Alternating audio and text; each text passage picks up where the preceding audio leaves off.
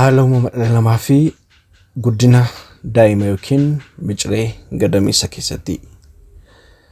Akkuma beekamu hanqaaquun bilchaattee oovaarii dubartootaa keessaa gadi dhiifamuudhaan gara ujummoo gadameessaatti imala eegalti. Imala ishee kana keessattis fertilization gochuudhaaf sanyii dhiiraa eegdi. Sanyiin dhiiraa biiliyoona hedduun lakkaa'aman kan gadameessa keessatti gadi dhiifaman imala isaanii gara ujummoo gadameessaatti eegalu. Sanyiin dhiiraa biiliyoona hedduun lakkaa'aman keessaa sanyiin dhiiraa tokko gara hanqaaquu kana cabsuudhaan seenaa. Erga walitti dhufanii booda fertilizationiis erga uumamee booda gara keessoo gadameessaatti imala eegalu. Keessoo gadameessaattis maxxanuudhaan daa'imni tokko uumuu jalqabdi. Isa booda blastocyst kan jennu kun gargar qoodamuu yookiin gargar hiramuu jalqabu. Haaluma kanaan guddinni miciree eegala. Torban shanaffaa irratti onneen akkasumas immoo marsaawwan dhiigaa yeroo isaanitti uumamuu jalqaban. Torban ja'affaa irratti funyaan, afaanii fi gurri bakka isaanii qabachuu eegalu. Akkasumas mar'ummaanii fi sammuun illee yeroo isaanitti uumamuu jalqaban. Torban saglaffaa irratti qaamolee wal hormaataa uumamuu jalqabu.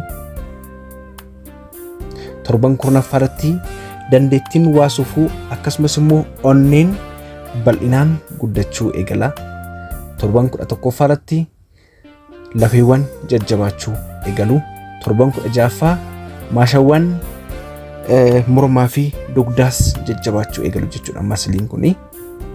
Torban 18ffaa irratti daa'imni dhidhiittachuu akkasumas sosocho'uu eegalti jechuudha.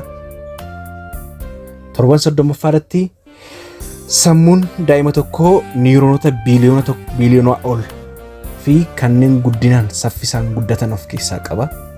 Torban 35ffaa irratti daa'imni gadameessa keessa jirtu sagalee haadhaa adda baasuu jalqaba. Torban 40ffaa irratti qeensi akkasumas rifeensi mataa guddachuu eegalu. Yeroo kanatti garuu qaawwii lafee buqqee sammuu gidduu jiru gargar walitti hin dhufne jechuudha.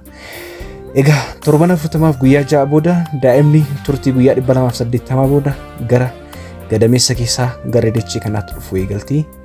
Gargaarsa hakiimotaatiinis gara alaatti baati.